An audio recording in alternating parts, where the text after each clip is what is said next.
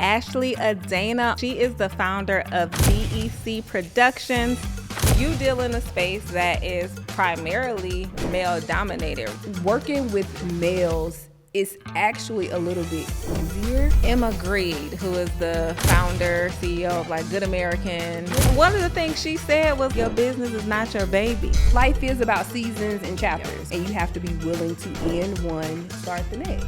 How has entering into your new relationship, have you realized some things that have that works in business, but it's not gonna work in my relationship? For me,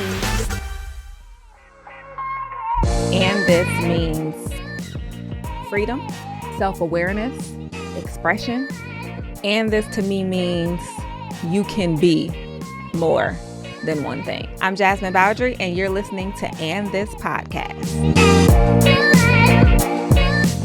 Welcome to another episode of And This. I am your host, Jasmine Bowdry, and today we have Ashley Adana on the show. She is the founder of BEC Productions, which produces some of the country's largest events, including one of the biggest, Invest Fest, which focuses on financial literacy, entrepreneurship. It's in Atlanta. You definitely need to check it out if you want to learn and grow your business. But I'm so excited to welcome her to And This. Hey, Ashley. hey, thank you for having me. So you have produced some of the biggest events from Earn Your Leisure.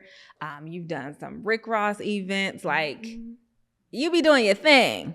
I do. And then featured in Essence, Forbes. How did you establish your lane? Like, how did this all come about? So I've been doing events for 13 years now. Yes. And I started in weddings, actually. So I did weddings for almost 6 years, and I was just ready for a change, right? Because in a sense, it's like a rinse and repeat with weddings, right? It's like you got to get them down the aisle, you're going to have a cocktail hour, and you're going to have a reception, and they're on to happily ever after. Yep. And it just started to be very mundane. And I was like, okay, I'm not really a corporate girl, but like, how can I do something to where it's still fun and not stuffy? And so I had, one of my first clients actually was Nehemiah to do masterminds. So we started to do like international masterminds, like right off of the bat. And that's really what kind of took me over into the world of doing like more conferences and things like that. And I've been in it ever since now, and I love it. So as a service-based business provider, right, you are the head honcho in what you do. How have you challenged the narratives of sometimes people perceiving you as a bitch? Or have you experienced that where like, she's just... Yeah. So I always say when people have a perspective about you, it's true, right? So some people have experienced me where, oh my God, Ashley is so dope. She's so cool, like mellow. Like I can tell she's very much like a earthy, vibey girl, like dope. And some people have experienced me, like you say, where it's like, she a bitch. Yeah. And it is not anybody who I want to be around. Both of them are true and they exist inside of me. Depending on how you... Whichever, it depends on when you meet me and what that space is. So I am always authentic. I will always say that, to who I am and how I show up in the world. I honor that. So it just depends on who you get on that day. But most of the time with events, I always feel like if you show up and show out and you provide whatever that is that you have come on board to do, then we're cool. Won't have a problem. Because event production is all about crisis management and being able to adjust. We plan to adjust, right? The timeline is never going to go line by line, minute by minute. There are going to be things that have to adjust. So that's a part that I'm aware of and that I'm always on board with, like, let's figure out what the solution is. But if you're not doing your part, then that's when the pit bull comes out. You know what I mean? Like, that's when the bitch that you reference, you will see her. And what has that required from you over the years? Like, what have you had to sacrifice in order to get to where you are now, where you are doing these high level conferences? Because I would imagine like maybe when you were doing weddings, right, you probably had to be a little more soft and woo, woo, woo, Right, woo, right. woo, woo. But you deal in a space that is primarily male dominated, right? So you have to show up a little differently. So what has that required of you to have to change and or sacrifice? Yeah. So personality wise, I've always been who I am, right? Even with weddings, like my brides to this day, they love me, but they know you're going to even do what I ask you to do too, right? Because I'm having to keep this time and make sure, that we are on time, and all of those beautiful moments that you want, that you have planned for your day, time is of the essence, right? So we're going to move things along, right? And sometimes I have to be a bit pushy, right? Yeah. But they know because we have planned for so long, and so they've gotten that mixture of the sweet Ashley, but we know Ashley doesn't play when she needs something from us, when we're about to miss deadlines, but also on event days when, okay, she's about to push us, right? So it's the same thing with even our, my clients on the conference and, the experiential events and things like that side. Working with males is actually a little bit easier for me, if you really think about it, because everybody likes quote unquote a boss bitch as long as it's not the boss bitch in the bedroom. Right? Oh. Because they know that she's going to take care of it. She's going to get it done. She's going to do what we need to do. Yep. So actually it kind of is a lot of trust that's already established when they meet me and we sit down and we talk about those things that they want. Because again, I am who I am. Yeah. So when they come to me, and Rick is like, hey, Ash, I want to do this boss up conference. And, I wanted to be dope for the entrepreneurs, and I want to be able to share with them. Right? I'm talking like Rick. Like, this is literally how he talks, right? Wait, you was like... Girl, this is literally... And when you see him on Instagram, he's the same in person. Like, he is the same at home. Like, this is what you're going to get. He's going to be mellow. He going to have him something nice to keep him mellow in his hand, little movement, you know what I mean? And he's just cool. But when he came to me, he told me that, and he really talked through the vision, and I kind of like ran down what I wanted to do, how I wanted to do it, and he was just like, and he get this look in his eyes, he's like, yeah. So I think it's just like a respect actually of knowing that she gets it, and she got it, and she know what she's doing. So it's actually been easy. Yeah. And so how do you balance that, right? So being in a male-dominated industry, right? Having to sometimes show up as, I am that boss bitch. I have to put this hat on, right? But maintaining your feminine in that. Have you found a balance with that? So I'm still a work in progress.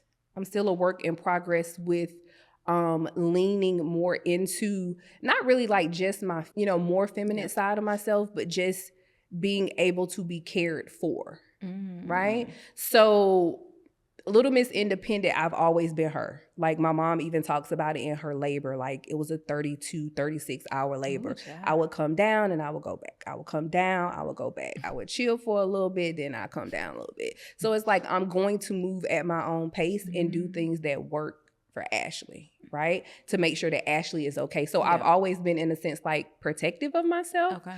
Also very small circles. I've never been one to like have a whole lot of friends and all of that. So I don't know if you know about human design and things like that. Tell the people. Tell us. So my human design people, I love you. I am a manifesting generator all day long. See, I feel like all the people I know that say that, they're like really high performers. Is that one of like the attributes? No, so one of the things about manifesting generators is they're naturally hermits. Oh, so that's probably me. So I'm naturally a hermit, so I really enjoy being by myself.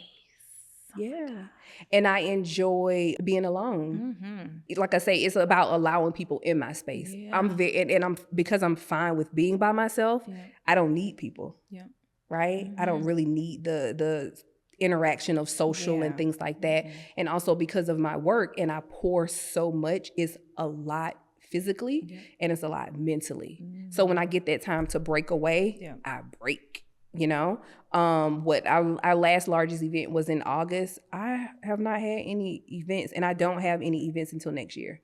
Because I want the break. And I want the time, because it takes so much to get, those events there. So I think that leaning more into my feminine and being taken care of more in my relationships to where it feels good to be cared for. So I love that, because it leads to my next question. And how have you opened yourself up to allow for that? Because I'm like, we the same person, child. I will sit at home. I don't have to go nowhere. Right. You might see me once a quarter.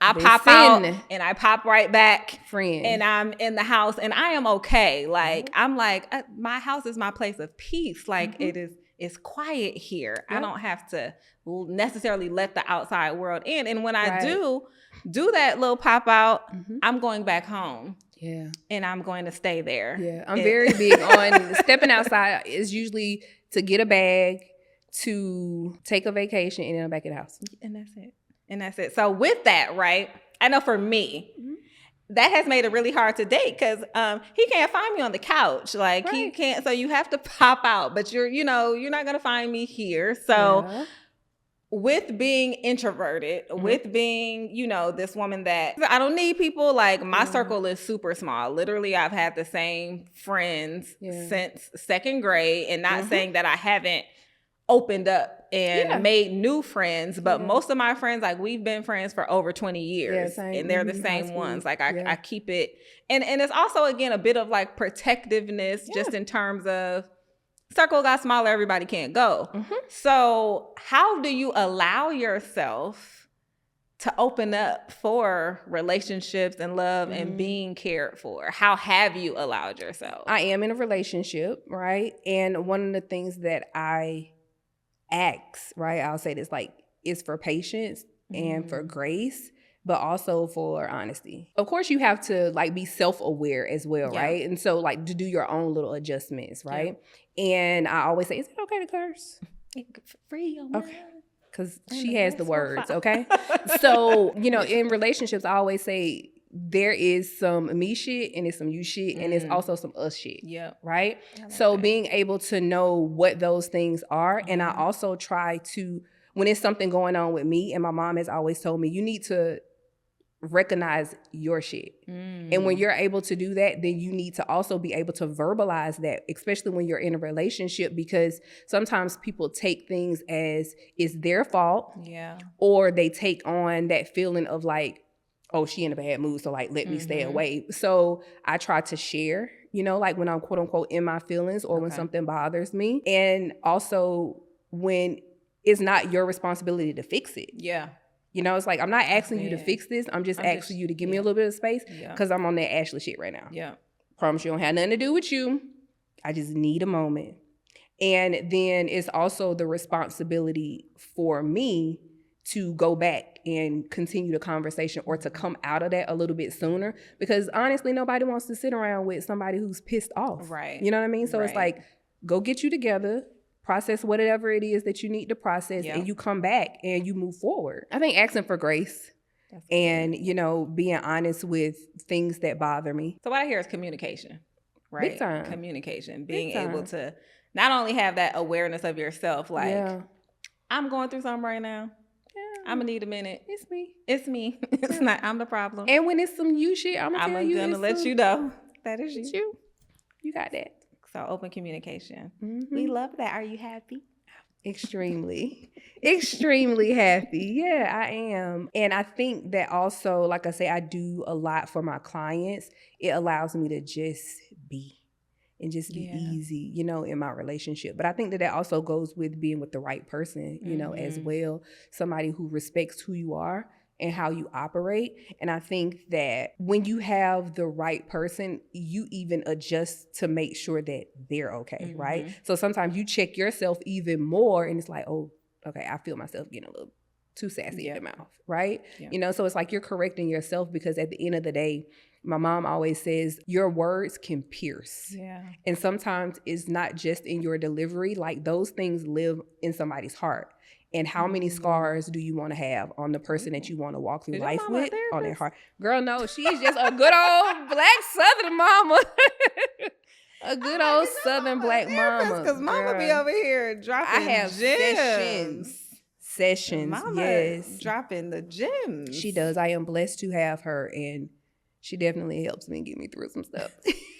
What's something you've questioned about yourself over the years, if anything? Is there a specific lesson you've learned to embrace this past year that has shifted your perspective? Yes. Wow. Okay. Hey, You girl, going hey. there. Okay. Welcome Hey, to And This, honey, where we talk about this and this and this. and this, yeah. So, one of the things that I've really been sitting in this year is being okay with a lost love, and really processing what it is. I'm getting emotional now, but like processing how to do that, and it's still something that I'm still working on, because when you and when I say lost love, it doesn't mean like it can be depending on who it's for and like where you are in your relationships, but it's relationships overall, right? So it's not just friends, like an intimate, romantic friends, relationship. It can be a friendship. Business.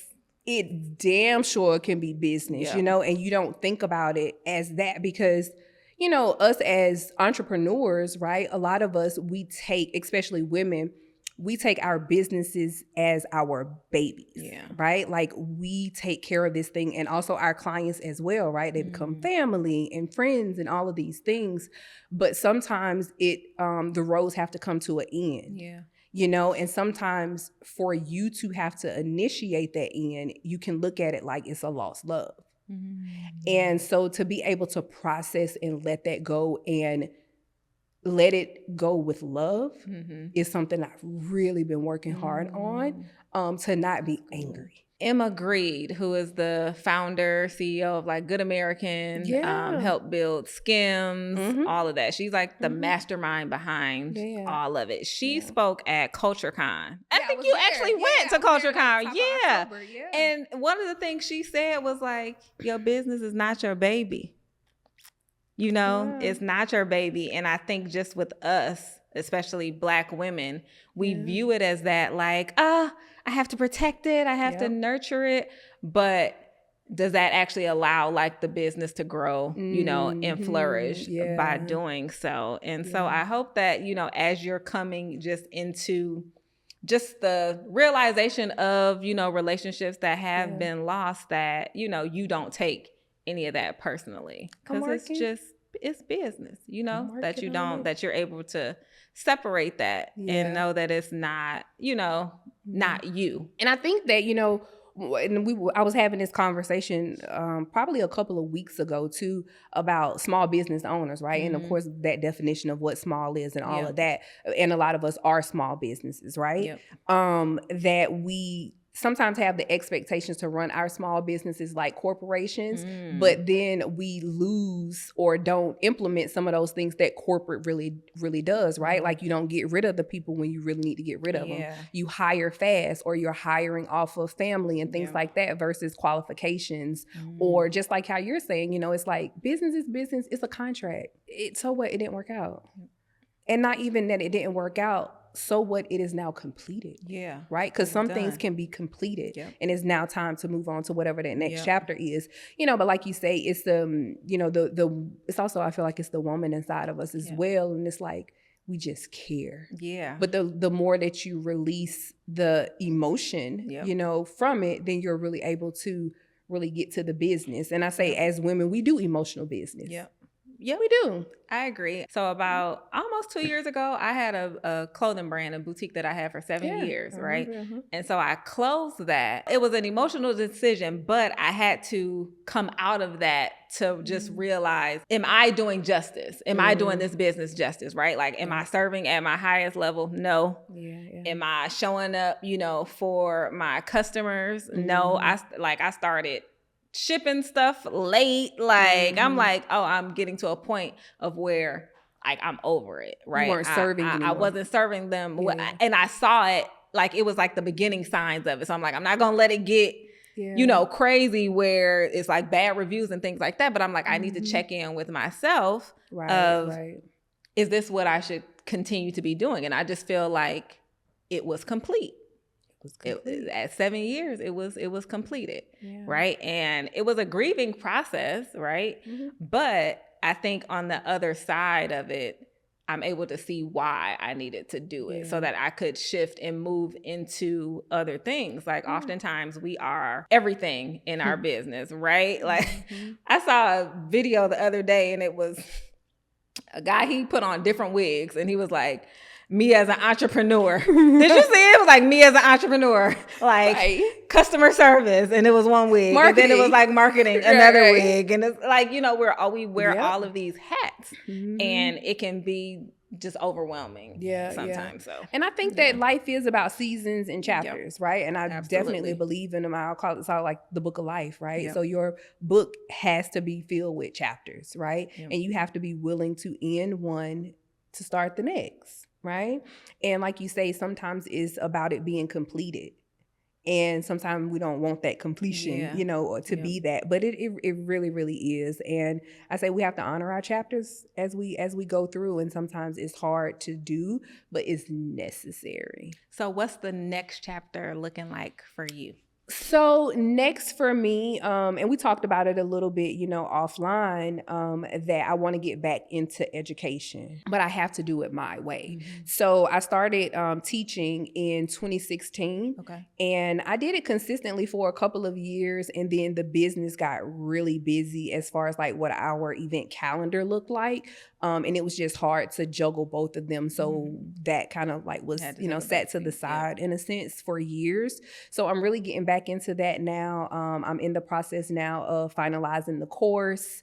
And what that will look like with being able to share. But I knew I wanted to do it differently, right? I didn't want it to just be an online course where people just go in, you have these couple of modules and then go on about your life, right? I want to have hands-on, so we'll have hands-on experiences where people will be able to come with me and do walkthroughs, right? We can sit down and go over timelines. I get people to ask me about that all the time. Timelines, walkthroughs, budgets, how to charge, and really be able to go into those things in depth in person and just not the recordings. So that's one of the ways that I want to kind of just like set it to be different than other, courses and things like that, or other programs for people within the industry and people wanting to get within the events industry. I say that's one thing that I have been blessed with these last 13 years is to find an industry that I know I'll never leave. Some way, somehow, I will always be involved in the events industry. It just gives me so much fulfillment. So where can we learn more about this course? I think that's so amazing for people that want to learn about this space, that are in this space and want to do it at the level that you do it. So definitely share. So you can go to ashleyadana.com and it's called the Event Creators Academy, and that is where you can sign up to be a part and just grow within this industry because it is a true blessing.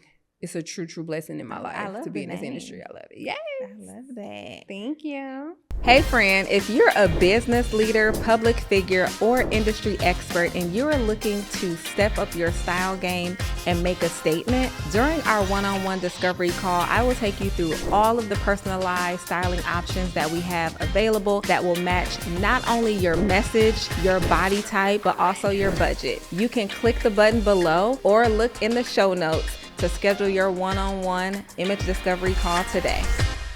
So with creating a course, right? And I've seen it happen online where, you create a course and then you get all of these people that now want to be a mini you, right?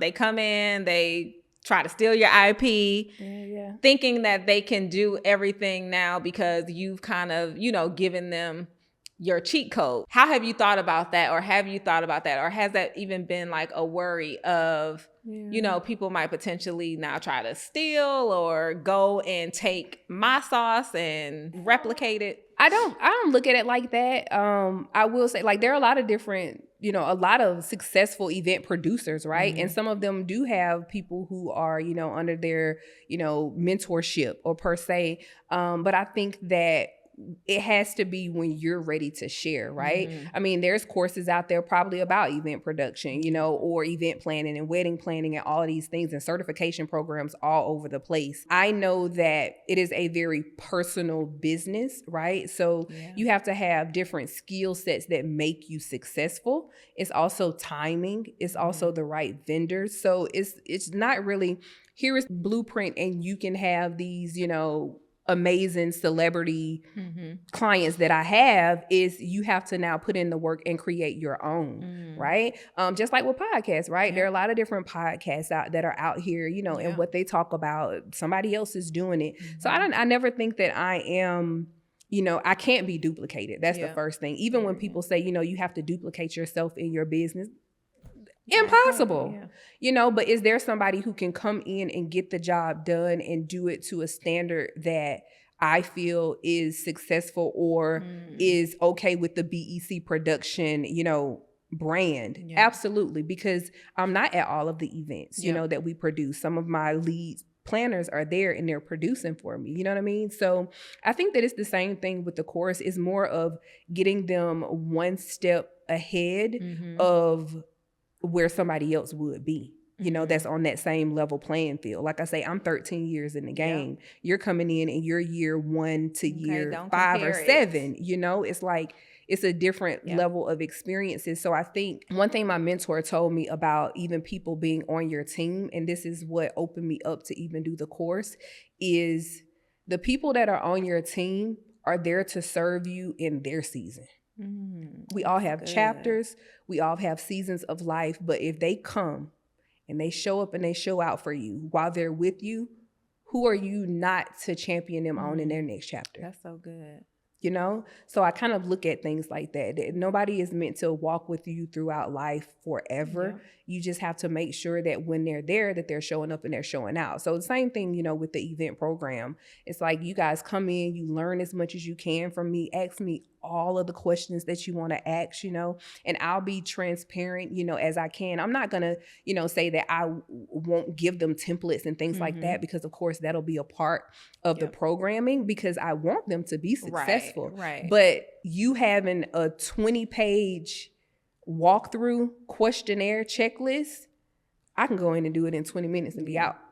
You're going to want to go through each page and check it off, and you'll get to that point where you don't need it, but you have to give yourself that time. What is one event that you would love to do? Like, what's on your like dream list of events to do? Yeah, so we talked about like next level and what's my next chapter. So of course the Event Academy is one thing, but also I would love to do some type of wellness event with a dope brand where we can just bring together. I don't know if I really want it to be like women focused or if I want it to be really focused on families. Right? Like Black families as well, right? So where we can come together and it be about wellness, right? Like therapy, Black men having a safe place, but also a place where children can come and have fun in their little zone, you know, and things like that. But then also come together collectively to see what like Black love and a Black family looks like. So that's like one of the things that I have on my, you know, in my mind that I want to do. Is some type of wellness around Black families. So if there are any brands out there, let's put it together. And then another one is, you know, I was just telling my babe about this. I want to do a field day. Oh, like when we was kids. Old school. Like when we was like kids. Yes, girl. Let me tell you something. Let me tell y'all something. I used to win the potato sack. That's what I'm talking about. Okay? Potato sack killer. Used to hop. A good old tug of war. Tug of war. You know, get your little ribbon. You know, first place, second place. When you gonna have it? Girl, I don't know. But I do, again, I would love to do that because, you know, we just have a lot of stressors as adults. So I would love to do like an adult field day. Oh, that's so fun. You know, just put it out there in the atmosphere. It'll happen. Let's get that. Let's get that going. That sounds super fun. Yeah, that's what I would like to do. So you mentioned men love a boss bitch until it's in the bedroom, right? And so how has entering into your new relationship, have you realized some things that have kind of been like, that works in business, but it's not going to work, you know, in my relationship? I know for me personally, one of the things my therapist shared with me is like, you're not going to know all of, not even necessarily triggers, but you're not going to know if therapy is working until like, kind of like you have somebody to kind of test it on a little bit, right? Until, you know, I'm in therapy and we talk, we have exercise, we do all of these things, right? But if it's just me, you don't really you're not able to really exercise some of those things. It's like when you get to pull the tools out of your that toolbox, you've been learning. Right. Yeah, like when you get to use the tools, right, that you got from therapy and things. So one of the things that I love about my relationship is he is absolutely 110% okay with all things that are Ashley. Like there's never been an adjustment that I've had to make per se in who I am. And I think that because I'm allowed to truly be who I am and how I show up, it allows me to naturally soften to him. And I think, you've kind of heard some people say like, when you have the right man, you don't have to be, the one in charge and things like that. And it's really, really true. And I hate to say that everybody doesn't get that, right? And I think that I'm blessed to have it. But there are subtle reminders that he'll give me without it being very direct, right? And I think that love language and knowing a person's love language is extremely important. And not only knowing it, but studying what that looks like and what are the do's and don'ts to that particular love language type, right? So for me, one of the things that he does is like he'll give me like soft forehead kisses when I'm like getting riled up. That calms you right on down. Yeah. Or he'll be like, okay, come here. Nope, come here. Like you need a hug. Come here. You know, so it's like those little things. And at the end of the day, there's nothing that is too heavy, or like too much to have a convo about, right? And I think that particular comfort, again, just allows me to continue to melt.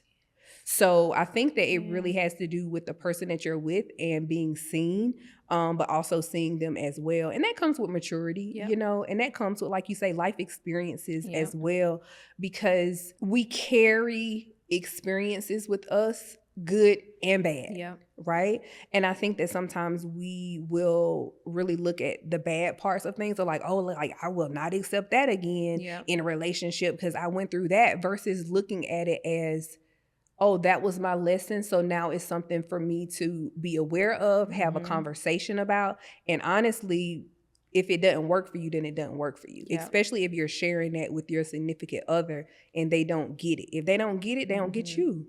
And if that adjustment isn't being willing to be made, then it just might not be the right person for you. But once you find that person that you really want to work through things with, and at the end of the day, you want to have a good life together, then a lot of shit don't matter. And a lot of stuff is not that serious. And I think that, like I say, it comes with age, it comes with experiences in life. And the more that you grow as a person, the more you don't have to be the boss bitch when you with a man that's really taking care of you, and allows you to melt. So, come on, soft era. Soft era. In a sense, yes. Soft, just right. Like to me, that's a lot of women are like, I'm in my soft girl era, and they're, to them, soft life is like, I'm in Pilates. I'm just, but no, like it's when you are able to rest. I'm resting. As I told you, the next couple of months, I'm able to rest, and it's because I work so hard. Like top of the year is going to be back to the rat race. You know what I mean? But it's also, I give myself time, in between as well. Like I have my own self-care, things that I do, but it's like full throttle for typically 8 months out of the year for me. So with that, I really try to lean into those holiday seasons and things like that, to where I can just really like rest. So I'm going to ask you this. You do large scale events, right? And so On Your Leisure, Invest Fest, probably is that one of the biggest events that you've that's done? One of our bigger events, So how do you handle the feedback that comes from those events sometimes? And so I've seen, where people will go and make it their business to make reels, and some of them it's their experience, some of them they didn't even go, they're just regurgitating what else they've seen. Do you ever take any of that personally? No, not really personally. I take it to heart as far as improvements, right? Like it's going into the 5th year with that particular event, and I think with any event that you do, if you don't take the feedback, then you are really stubbing your own growth, right? Because if someone says in the comments like, oh my gosh, like the registration lines were so long, and on Saturday when I came in the morning, okay, maybe we need more registration days. Maybe we need more people there. Yep. Maybe we need to add additional days like a Thursday and Friday and really promote it. You know, that we have those early registration days, or do some fun type activity, or do giveaways, you know, on Thursday and Friday only. If you come and register, that helps cut down that particular person's experience, right? You, of course, cannot please everybody. Right.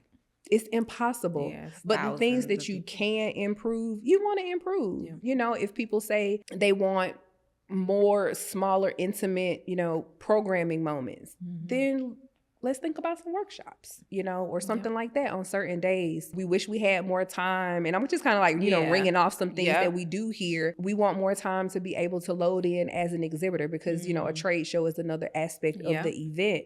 Then that's something that we need to look at. Like maybe we need to get another day rental so that we can give people a little bit more time. Because again, people are going to tell you what they want. And not only what they want, a lot of them, they're going to tell you what they need. Yeah. And if you look at things like, oh, this is what they need. You know, they didn't need to wait 2 hours in line. Let's do something about it. So I always look at feedback as not really taking it to heart as a negative thing. It's like really giving me insight how we can improve the experience. Because at the end of the day, yes, it is, you know, let's just give numbers for that event. Yes, there are 350 small businesses and large businesses inside of that exhibit space, right? For the trade show. That's just one aspect. Yes, there are 130 speakers. Yes, there are 100 plus vendors that I deal with for that particular event. Absolutely, there are. But those 10,000, 15,000 attendees, they're the reason that all of those people get to be in the building. So their voice counts. Yeah. You know what I'm saying? Yeah. So it's for them. And with it being for them, how can you not listen to their voice? And how can you not take it to heart that they matter just as much as anybody else? They're the reason that we're here. As we're on the topic of feedback, right? How do you incorporate feedback from your actual team and like those that you work with? How have you been able to navigate their feedback? I like have a hierarchy of like how I operate in my business. So the most important person is my team.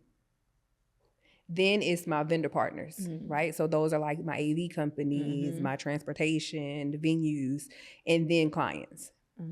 And the reason that I have it that way is because clients come and go, right? And not to say that they are important, but they come and go. So if my team is not comfortable with the workload, if my team is not honestly even comfortable with the client and like how things are flowing, then I really take that into consideration because it may be that they're not the best fit for me. Because again, like I say, we are like full throttle. It is not just me. I am not a band of one, right? It takes a lot to be able to produce these events and I could not do it without my team. Yeah. And because they touch so many aspects of the event as well, I have to have them in a very joyous, you know, state to be able to serve, right? Because what we do is service, right? And to be able to pull together these very large productions, and even our smaller, you know, productions that we do, I have to have them. And I have to have them good. They have to be paid well. They have to feel good about who it is that we're working with. And they have to feel that they are being treated with respect. And so if those lines are, you know, skewed at home, quote unquote, right, home based, then we got a problem. The house gonna crumble. Yeah. And so I always say my team is first and then my vendor partners, because again, even with them, the client will change. Yeah. But I'm still probably gonna want to work with the same AV company because they dope. Yeah. Right? I'm still probably gonna continue to work with that same transportation company with every event that I have because they're consistent and we have worked together several times. And then the clients come. That's good. Yeah. That's good. I think feel like most businesses will probably put the client first. Exactly. No, ma'am. Yep. I love that. No. I love that. Team first. Okay, we'll pause here. Boundaries about people and access and yes. And then you can go into asking the question about joining qualifying class. Okay. Love that. People wanting, you know, people trying to get access for got it. Tickets and yes. to befriend you for all. Have you found people trying to befriend you for the wrong reason? Yeah. I'm sure. Have you found people that try to be your friend and hey girl, hey, or you know, oh what up sis? What, based off of the events? Yes, oh. Like try to befriend you for the wrong reasons, like so they can get a discount, a hookup, some tickets. I'm an energy girl as well, so, and I think I have like a really good intuition and gut, about people.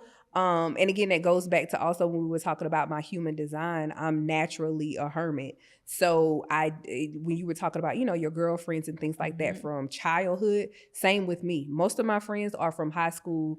And then I have a couple of, friends that I've, gained over the years, but they're like long-term friendships. Yep. And I heard this quote that somebody told me, and I was like, oh, I'm taking that one. If you don't do life with me, don't call me for nothing.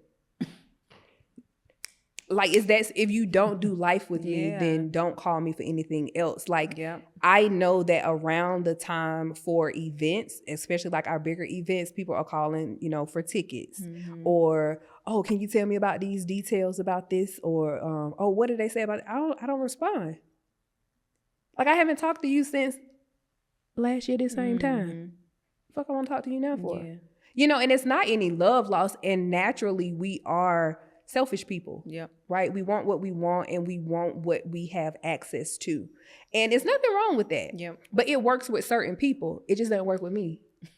You know what I'm saying? Like, so if you are one that pulls at people all the time, then go pull at those people that enjoy the yank, but I don't. And with that being said, like, what does it look like for you to work with clients that bring you joy, that, like, do you have like a client qualification process? Because I can imagine that businesses, and other entrepreneurs probably hit you up also for their events and you can't serve everybody. So what does that kind of process look like of when you're actually vetting if there's an event that you're, going to produce or not? Yeah. And I mean, key word you said was that you can't serve everybody, but honestly, I don't choose to serve everybody. Right.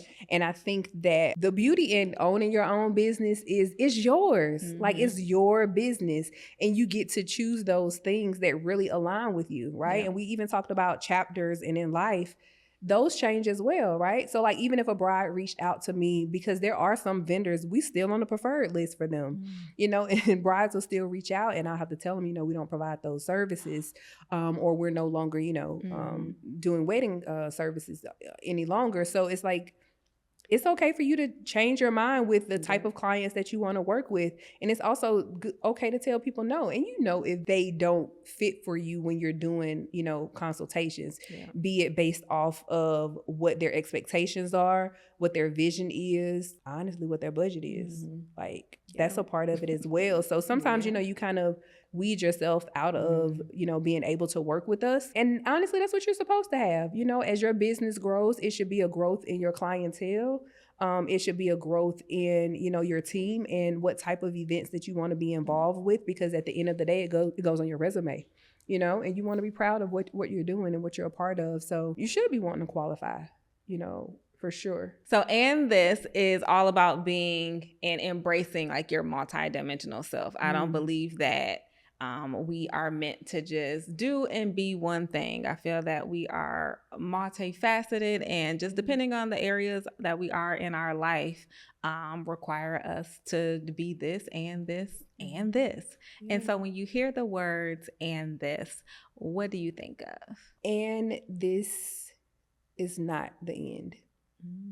Well, thank you so much, Ashley, for being here. This has been just such a girl talk, enlightening conversation, just learning more about you as the powerhouse planner that you are, and then what you have on the horizon with your course, and how it sounds like it's going to be very like interactive, right? Very much so just learning more and hearing your story. Thank you so much for being on the podcast today. Thank you for having me. It's been a pleasure. So for our listeners, if you enjoyed this episode, make sure you hit that subscribe button, leave a review, leave a comment, and let's show Ashley some love. If you are interested in being an event planner, learning about the process, then make sure you check out her course. It will be in the show notes. I want you to stop scrolling. I have a free fall trim report that I made just for you. And y'all, chef's kiss for this trend report. It is over 20 plus looks that is going to include the hottest trends of the season, including animal print, which you see I am wearing today. All you need to do is either click the link below, or you can look in the show notes and grab it. Again, absolutely free. It's going to give you tips, style, strategy, all of the things that you need to incorporate all of the hottest fall trends into your wardrobe. I'll see you later.